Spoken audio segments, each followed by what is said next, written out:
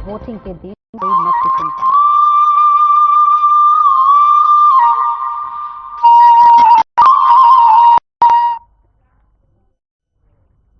नमस्कार, स्वागत है आपका और मैं हूं आपके साथ सपना दीपक मंदेशिया। बुलेटिन का आगाज करेंगे खबर हरिद्वार से है, जहां हरिद्वार सिटकुल थाना क्षेत्र में जमीन हड़पने के फर्जी दस्तावेज बनाकर जो है नोटरी एग्रीमेंट करने का भी मामला सामने आया है, जहां पुलिस ने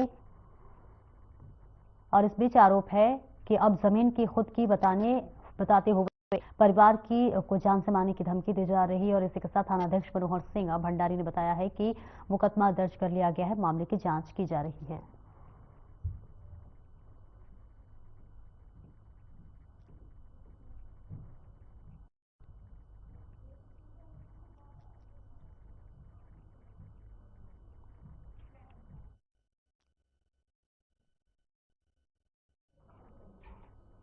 हरिद्वार में चेकिंग अभियान के दौरान पुलिस ने 2 शातिर चोरों को गिरफ्तार कर लिया है। आपको बता दें चले कि भीमगौड़ा बैरियर के पास एक बिना नंबर की एक कार रोकते हुए चोर भागने की कोशिश कर रहे थे, जिन्हें काली माता मंदिर के पास पकड़ लिया गया है। और आपको बताते चले कि कार के साथ ही अवैध तमंचे कारतूस चोर और इस बीच आरोपी ने चोरियों को घटनाएं दिल्ली और मेरठ में अंजाम दी थी। गिरफ्तार आरोपियों वह दिल्ली के निवासी बताए जा रहे हैं। वहीं कोतवाली नगर पुलिस ने आरोपियों के खिलाफ मामला दर्ज कर जांच शुरू कर दी है।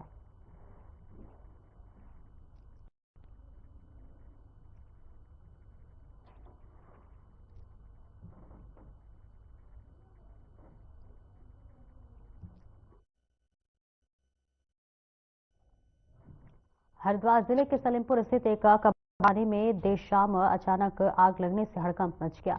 दमकल विभाग की टीम ने कड़ी मशक्कत के बाद जो है आग पर काबू पा लिया। आपको बता दें कि आग में लाखों का प्लास्टिक का सामान जलकर राख हो गया। गनीमत रही कि घटना में कोई भी जनहानि नहीं हुई है। वहीं आग लगने का कारण शॉर्ट सर्किट बताया जा रहा है।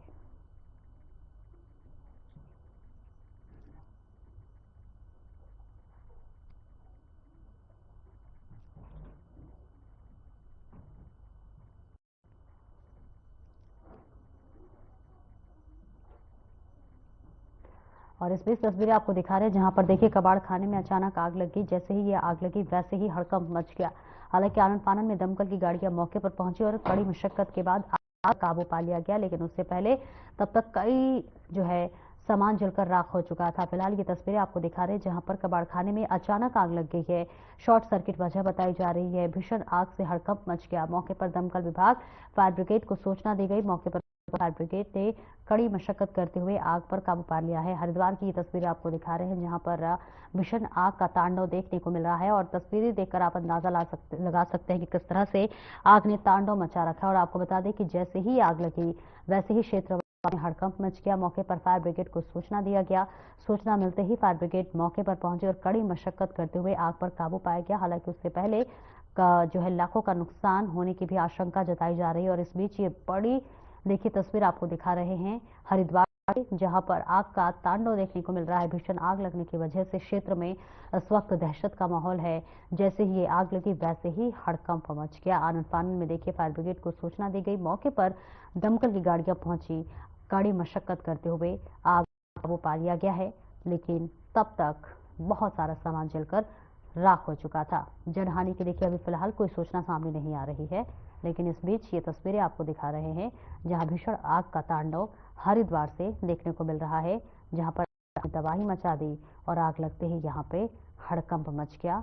मौके पर फायर ब्रिगेड को बुलाया गया और दमकल की गाड़ियां मौके पर पहुंची। कड़ी मशक्कत करते हुए आग पर काबू पा लिया गया है। कबाड़ खाने की ये तस्वीरें आपको दिखा रहे हैं। वहीं 28 जनवरी से शुरू हो रहे 38वें राष्ट्रीय खेलों को लेकर प्रदेश सरकार की तैयारियां लगातार जारी है। खेल विभाग की तरफ से अब खिलाड़ियों के लिए बनाए जा रहे ट्रैक को अंतिम रूप देने का काम किया जा रहा है। राजधानी देहरादून के महाराणा स्पोर्ट्स कॉलेज में स्थित सिंथेटिक ट्रैक अब स्मार्ट ट्रैक बन गया है। खेल मंत्री रेखा आर्या ने ट्रैक का निरीक्षण किया है और खेल मंत्री ने बताया है कि ट्रैक बनकर तैयार है और अगले 2 दिन इस पर मार्किंग की जानी है। और ट्रैक बना रहे विशेषज्ञों मंत्री रेखा आर्या को बताया गया है कि इन ट्रैक में अब इलेक्ट्रॉनिक चिप लगाई गई है, जिससे कि वह स्मार्ट ट्रैक के नाम से बनाया जाएगा।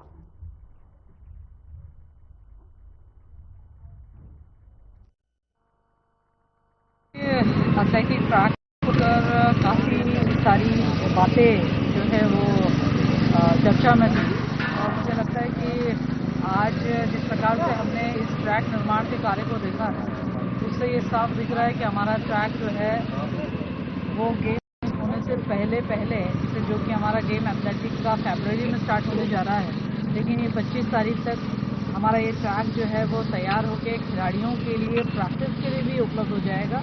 आज इस ट्रैक का निरीक्षण करते हुए अनुभव हो रहा है और निश्चित रूप से जिस प्रकार से इस पूरे एथलेटिक ट्रैक और पूरे इस वेन्यू के का जैसा निरीक्षण किया है,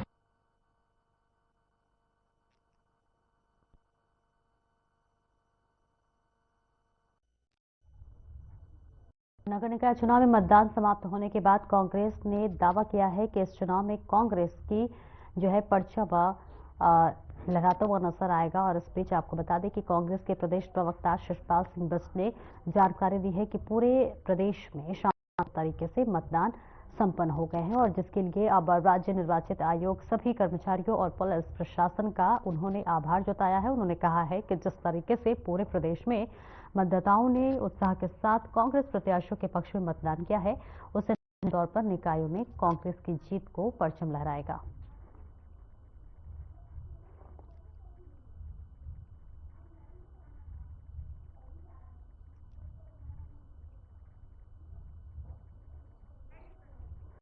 तो इस बीच तस्वीरें आपको दिखा रहे हैं जहां पर आपको बता दें कि उत्तराखंड में नगर निकाय चुनाव संपन्न हो चुके हैं और बेहद ही शांतिपूर्ण से चुनाव संपन्न हो गए हैं। हालांकि इस बीच आपको बताते चले कि कांग्रेस की तरफ से देखिए बयान भी सामने आया है जिसमें कांग्रेस प्रदेश प्रवक्ता ने कहा है कि कांग्रेस है पूरे बहुमत के साथ यहां पर जीत दर्ज कर रही है। कांग्रेस ही जो है प्रत्याशियों की जीत का दावा उन्होंने किया और इसी के साथ साथ उन्होंने कहा कि शांतिपूर्ण तरीके से यहां पर मतदान संपन्न हो चुका है और अब कांग्रेस नगर निकाय चुनाव में जीत का परचम लहराने जा रही है। आपको बताते चले यानी कि 23 जनवरी को उत्तराखंड में निकाय चुनाव हुआ, शांतिपूर्ण जो है चुनाव संपन्न हो चुका है और अब 25 जनवरी यानी कि कल बड़ा दिन है जब उत्तराखंड में निकाय चुनाव के रिजल्ट सामने आएंगे और इस बीच तब पता चलेगा कि आखिरकार उत्तराखंड में निकाय में कौन फतेह कर रहा है। लेकिन इस बीच कांग्रेस की तरफ से ये बड़ा बयान सामने आया है। कांग्रेस प्रदेश प्रवक्ता ने ये बयान में कहा है कि चुनाव जो है वो शांतिपूर्ण तरीके से संपन्न हो चुका है और ऐसे में इस निकाय चुनाव में कांग्रेस जीतने जा रही है। कांग्रेस को जो है यहाँ बड़ी जीत मिलती हुई नजर आ रही है। ऐसा बयान कांग्रेस प्रदेश प्रवक्ता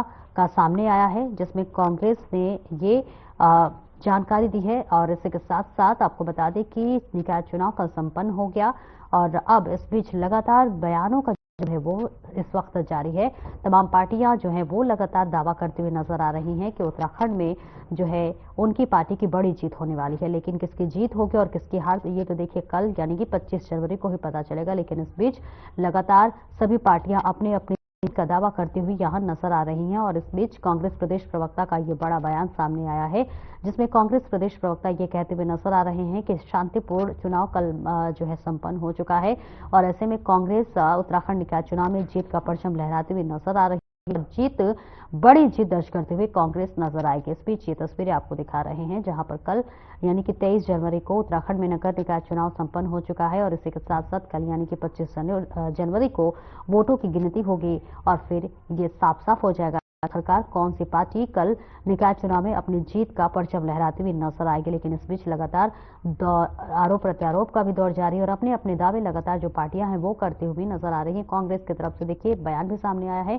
प्रदेश प्रवक्ता ये कहते हुए नजर आ रहे हैं कि शांतिपूर्ण मतदान संपन्न हो चुका है और अब जो है कांग्रेस की बड़ी जीत होने वाली है। ऐसा बयान लगातार कांग्रेस की तरफ से किया जा रहा है और वहीं दूसरी तरफ बीजेपी की तरफ से भी ये दावा किया गया है कि नगर निकाय चुनाव में बीजेपी अपनी जीत के परचम लहराएगी और ऐसे में देखना दिलचस्प होगा कि निकाय चुनाव में कौन बाजी मारता है। लेकिन कुछ घंटों का इंतजार है, कल यानी कि 25 जनवरी को ये साफ हो जाएगा कि उत्तराखंड में नगर निकाय चुनाव जो है वो उसमें किसकी जीत और किसकी हार हुई। आपको बताते चले कि कल शाम 5 बजे तक चुनाव संपन्न हो गया। लगभग 66% मतदान रहा है और इसी के साथ साथ देखिए उत्तराखंड के सभी 100 नगर निकाय चुनाव के लिए मतदान कल संपन्न हो चुका है और 23 तारीख को देखिए ये संपन्न हो गया और कल यानी कि 25 जनवरी को रिजल्ट सामने आएगा। फिर पता चलेगा कि आखिरकार इस निकाय चुनाव में कौन सी पार्टी हासिल करते हुए नजर आ रही है। लेकिन इस बीच ये तस्वीरें आपको दिखा रहे हैं जहां कांग्रेस की तरफ से लगातार ये दावा किया जा रहा है कि कांग्रेस इस बार निकाय चुनाव में बाजी मारती हुई नजर आ रही है। कई सीटों के साथ कांग्रेस आगे निकलती हुई नजर आ रही है। इस बीच ये तस्वीरें आपको दिखा रहे हैं जहां लगातार जीत के दावे तमाम पार्टियां वो नजर आ रही है। लेकिन कौन सी पार्टी जीतेगी और कौन सी पार्टी हारेगी, किसकी होगी जीत, किसकी होगी हार, कौन जो है जीत का फतेह कल हासिल करेगा, ये तो देखिए कल यानी कि 25 जनवरी को पता ही चलेगा। लेकिन इस बीच ये तस्वीरें आपको दिखा रहे हैं।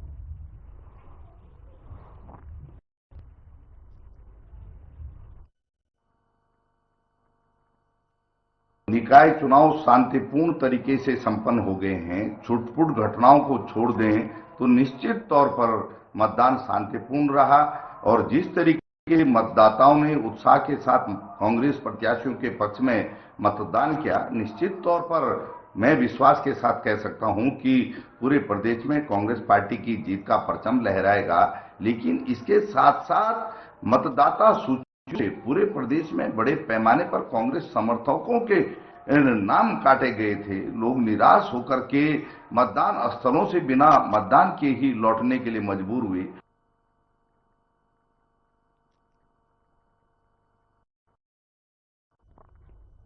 और उत्तराखंड के 100 नगर निकायों के लिए 66% मतदान रहा है, जिसमें पिछले चुनाव के मुकाबले मतदाता जो मतदान प्रतिशत है इस बार वो 3.78% की कमी देखने को मिली है। आपको बता दें कि प्रदेश में 1382 पदों के 5405 प्रत्याशियों के नाम अपनी पेटियां बंद है। और इसी के साथ साथ आपको बताते चले कि इस बीच अल्मोड़ा समेत कुछ केंद्रों पर धक्का मुक्की भी हो गई। बात कर लेते हैं बड़कोट निकाय क्षेत्र की, तो वहां पर बाहर के लोग बूथ स्तर पहुंच गए। इसके बाद पुलिस ने उन पर लाठियां फटकारी और चारों तरफ हंगामा हो गया। इसके अलावा रुड़की के मच्छी मोहल्ला में मतदान की धीमी गति पर हंगामा देखने को मिला और यही भगवानपुर के 2 बूथों पर शरारती तत्वों ने पत्थर फेंके, जिसके बाद पुलिस ने बल प्रयोग कर भीड़ को हटाया। के बाद भगवानपुर की कांग्रेस विधायक ने प्रशासन के खिलाफ धरना दिया। और आपको बता दें कि रुद्रप्रयाग जिले में सबसे ज्यादा 71.15% और देहरादून में सबसे कम 55% मतदान हुआ।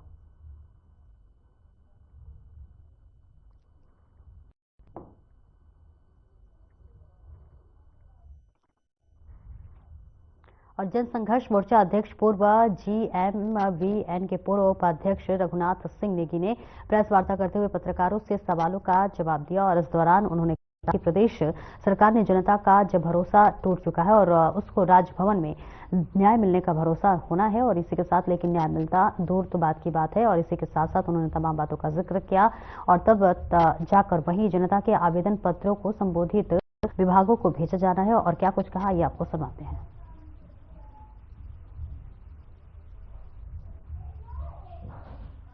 उनकी जो कार्य प्रणाली है, जिस तरह से राजभवन की उदासीनता है और नकारापन है, निश्चित तौर पर प्रदेश की जनता पे बहुत भारी पड़ रहा है। आप देख सकते हैं, जनता जब सरकार से निराश हो जाती है, अधिकारियों से निराश हो जाती है, तो उनकी उम्मीद रहती है कि राजभवन से हमें न्याय मिलेगा।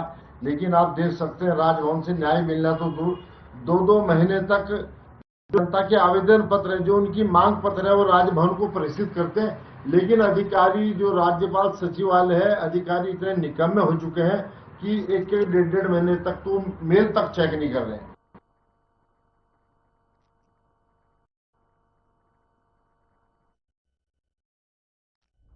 और वहीं देहरादून में एक बार फिर रफ्तार का कहर देखने को मिला है। आपको बता दें कि मोहकमपुर फ्लाईओवर के पास देर रात 12 बजे भीषणकार हादसे में 3 लोग बुरी तरह से घायल हो गए। हादसा इतना खतरनाक था कि कार के परखच्चे उड़ गए।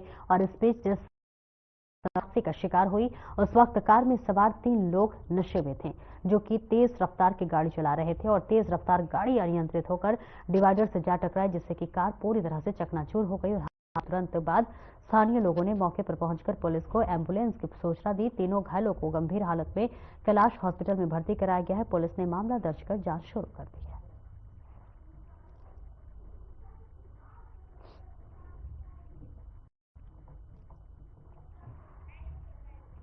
और देखिए ये तस्वीर दिखा रहे जहां 3 लोग गंभीर रूप से घायल हो गए। एक बड़ा सड़क दुर्घटना सामने आया है, जहां पर बताया जा रहा है कि 3 लोग घायल हो गए और तीनों ही नशे की हालत में। और ऐसे में अब पुलिस भी इस पूरे मामले में जांच पड़ताल करती हुई नजर आ रही है। कि जो घायल हुए हैं उनका इलाज जारी है, उन्हें अस्पताल में भर्ती कराया गया है, उपचारत है। हादसे में कार जो था उसके पर खच्चोड़ गया और देखिए इस बीच ये क्षतिग्रस्त कार हम आपको दिखा रहे हैं, जिसे देखकर आप अंदाजा लगा सकते हैं कि ये जो दुर्घटना हुई है वो कितनी भीषण थी। 3 लोगों की मौत हो गई है। देहरादून से ये खबर आपको बता रहे हैं, जहां पर तेज रफ्तार का कहर देखने को एक बार फिर से मिला है। कुछ लोग घायल हो गए हैं, उन्हें अस्पताल में भर्ती कराया गया है, जहां उनका इलाज जारी है। तो वही बताया जा रहा है कि 3 लोग का मौत हो गई है और इस बीच तीनों नशे के हालत में थे और ऐसे में लगातार अब पुलिस इस मामले में तफ्तीश करते हुए नजर आ रही है। और इसी के साथ साथ अब तस्वीरें आपको दिखा रहे हैं और कार की जो है वो क्षतिग्रस्त हो चुकी है। कार की इस हालत को देखकर आप अंदाजा लगा सकते हैं कि किस तरह से ये घटना थी, वो भीषण थी। और विधानसभा चुनाव को देखते हुए उत्तराखंड के मुख्यमंत्री पुष्कर सिंह धामी ने जो है दिल्ली कैंट विधानसभा क्षेत्र में रोड शो किया है।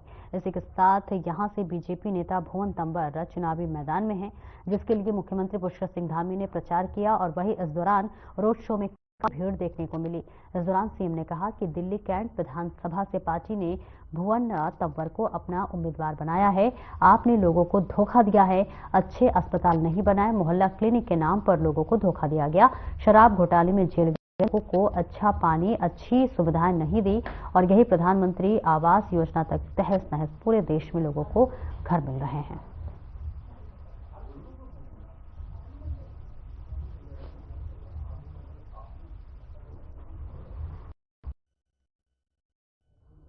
और बद्री केदार के बाद अब गंगोत्री और यमुनोत्री धाम से भी देश दुनिया को बड़ा संदेश दिया जाएगा। दरअसल इसके लिए पीएम मोदी के शीतकालीन प्रवास को लेकर एक खास प्लान तैयार किया जा रहा है, जिसके तहत प्रधानमंत्री नरेंद्र मोदी 15 दिनों के भीतर दूसरी बार उत्तराखंड का दौरा करेंगे। और खास बात यह है कि इस दौरान पीएम मोदी गंगोत्री और यमुनोत्री धाम को लेकर कोई बड़ी घोषणा भी कर सकते हैं। प्रस्तावित कार्यक्रम के अनुसार प्रधानमंत्री नरेंद्र मोदी फरवरी महीने के पहले हफ्ते में उत्तराखंड पहुंच रहे हैं। हालांकि प्रधानमंत्री नरेंद्र मोदी उत्तराखंड में होने जा रहे राष्ट्रीय खेलों के उद्घाटन समारोह में शामिल हो रहे हैं। इसके लिए प्रधानमंत्री मोदी 28 जनवरी को देहरादून पहुंचेंगे, जिसके तहत पीएम मोदी दोपहर के समय देहरादून पहुंचकर राष्ट्रीय खेलों का ओपनिंग, जिसके बाद पीएम मोदी को वापसी होगी। और एक तरफ 28 जनवरी को प्रधानमंत्री नरेंद्र मोदी देहरादून में होंगे, तो वहीं इसके करीब 15 दिन के भीतर उनका उत्तराखंड में दूसरा दौरा प्रस्तावित है।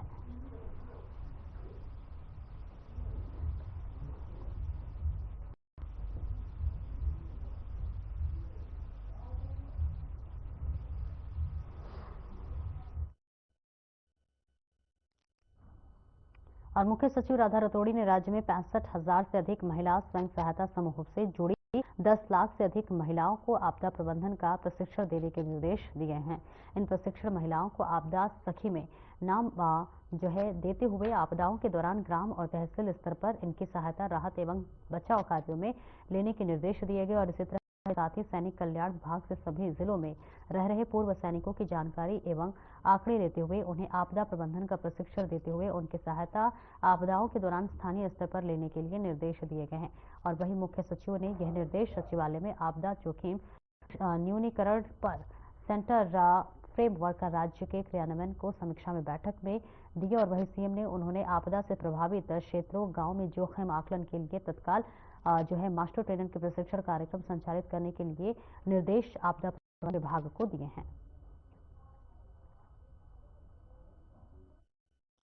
इस तस्वीरें आपको दिखा रहे हैं, जहां पर राहत बचाव कार्यों में अब मुख्यमंत्री की देखिए अहम भूमिका अब होती हुई नजर आ रही है, जहां मुख्य सचिव देखिए राधा रतोड़ी ने इसकी घोषणा की है। और आपको बताते चले कि कई तरह के राहत बचाव कार्यों को देखते हुए यहां पर कई बातों का जिक्र किया गया और इसके लिए देखिए एक महत्वपूर्ण बैठक की गई। मुख्य सचिव राधा रतोड़ी ने ये बड़ी घोषणा की है। बैठक के दौरान ये घोषणा की, तमाम यहां पर अधिकारी मौजूद हैं और इसी के साथ साथ आवश्यक दिशा निर्देश देते हुए नजर आ रही है। बेहद महत्वपूर्ण बैठक बताई जा रही है और इसी के साथ साथ जो है इसकी अध्यक्षता खुद मुख्य सचिव राधा रतोड़ी करते हुए नजर आ रही है। और इसी के साथ साथ जो भी राहत बचाव कार्य है उसके लिए भी कई दिशा निर्देश देते हुए अधिकारियों को मुख्य सचिव राधा रतोड़ी नजर रही हैं। तस्वीरें आपको दिखा रहे हैं, जहां पर ये महत्वपूर्ण बैठक देखिए चल रही है और यहां इसकी अध्यक्षता मुख्य सचिव राधा रतोड़ी करती हुई नजर आ रही हैं। राहत बचाव कार्य से संबंधित कई कार्यों को दिशा निर्देश उन्होंने अधिकारियों को दिए हैं। और इसी के साथ साथ जो है 10 महिलाएं भी बनेंगी आपदा सखी। तो देखिए इसमें महिलाओं को भी रोजगार से जोड़ने की एक अहम भूमिका निभाई जा रही है। राहत बचाव कार्यों से संबंधित ये अहम भूमिका है, जहां पर मुख्य सचिव राधा रतोड़ी कहती हुई नजर आ रही हैं। तस्वीरें आपको देहरादून से दिखा रहे हैं, जहां राहत बचाव कार्यों में भी अहम भूमिका होगी। महिलाओं को यहां पर 10 लाख महिलाओं को जोड़ने का काम किया जा रहा है, जिससे कि महिलाओं को भी देखिए सशक्त बनाने की एक दिशा अग्रसर होती हुई नजर आ रही है। जहां मुख्य सचिव राधा रतूड़ी तमाम दिशा निर्देश देती हुई नजर आ रही है और 10 लाख से अधिक महिलाएं, जिसमें आप नाम दिया गया है। और उत्तराखंड में 100 नगर निकायों के लिए मतदान हो चुका है। बीते रोज प्रदेश में कुल 66% मतदान हुआ है। निकाय चुनाव में वोटिंग के लिए मतदाताओं के क्रेज रहा, लेकिन लिस्ट में नाम न होने के चलते सैकड़ों मतदाताओं को वापस भी जाना पड़ा। इस बीच अब निकाय चुनाव के लिए मतदान के बैलेट पेपर्स की गिनती 25 जनवरी से की जाएगी। आपको बता दें कि प्रदेश में कुल 1282 वार्ड है। उत्तराखंड से वोटिंग के लिए इन निकायों में 1515 केंद्र और 3394 पोलिंग बूथ बनाए गए थे। प्रदेश में मेयर पदों के लिए कुल 72 उम्मीदवार, नगर पालिका परिषद और नगर पंचायत अध्यक्ष पदों के लिए 445 उम्मीदवार, सभासद और सदस्य पदों के लिए 1888 उम्मीदवार जो है बने थे। और फिलहाल आपको बताते चले बीजेपी कांग्रेस में कुछ बागी भी हुए हैं और उम्मीदवारों भी मैदान में थे।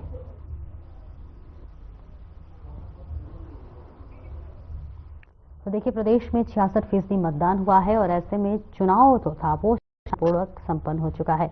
लेकिन इस बीच आपको बता दें कल यानी कि 25 जनवरी को मतपेटी खुलेगी और बैलेट पेपर्स की भी गिनती कल ही शुरू हो जाएंगे और ऐसे में तब पता चलेगा कि आखिरकार उत्तराखंड में किसकी जीत और किसकी हार होती हुई नजर आएगी। लेकिन इस बीच आपको बताते चले कि जो जनता में कल चुनाव कराने और इसी के साथ साथ मतदान करने का जो क्रेज था वो अलग ही नजर आ रहा था। हालांकि कुछ लोगों को वापस जाना पड़ा क्योंकि वोटर लिस्ट में उनके नाम नहीं थे, जिस वजह से उन्हें वोट देने में कठिनाई हुई और उन्होंने अपने इस मताधिकार का प्रयोग नहीं कर पाया, जिस वजह से उन्हें वापस लौटना पड़ा। लेकिन इस बीच आपको बता दें कि कल निकाय चुनाव में अगर बात कर लेते हैं प्रतिशत की तो 66% मतदान हुआ है। शांतिपूर्ण तरीके से मतदान को संपन्न करा दिया गया है। कल यानी कि 25 जनवरी को देखिए गिनती होने वाली है और इसी के साथ साथ ये पता चलेगा कि आखिरकार कौन उत्तराखंड के निकाय में बाजी मारने जा रहा है।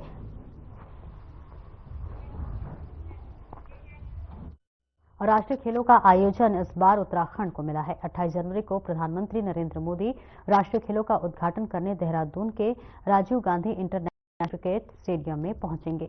भाजपा के प्रदेश अध्यक्ष एवं राज्यसभा सांसद महेंद्र प्रसाद भट्ट ने बताया है कि हम सबकी इस बात को उनकी खुशी है कि प्रधानमंत्री राष्ट्रीय खेलों का उद्घाटन करने देहरादून आ रहे हैं और हम वह सबके जनप्रिय नेता हैं। उन्होंने कहा है प्रधानमंत्री का स्वागत करने के लिए पार्टी पूरी तरह से तैयार है और तब तक नगर निकाय चुनाव के परिणाम भी आ जाएंगे। में प्रधानमंत्री जी का 28 तारीख को आगमन है और हम सब लोगों ने प्रधानमंत्री जी हमारे नेता है, इसलिए यह लेकर उनके आगमन से लेकर उनके जाने तक के कार्यक्रमों में हम कहाँ उनका स्वागत कर सकते हैं उसकी हमने रणनीति बनाई है। ईश्वर की कृपा से तब तक हमारे परिणाम भी आ जाएंगे। तो हमारे अनेकों जो नवनियुक्त नगर निगम के महापौर होंगे, पालिका अध्यक्ष होंगे, उनसे उनकी भेंट हो जाए, ऐसा हम प्रधानमंत्री कार्यालय से कर रहे हैं। तो एक अच्छा और सुंदर कार्यक्रम और उनके स्वागत का कार्यक्रम उत्तराखंड के अंदर होगा।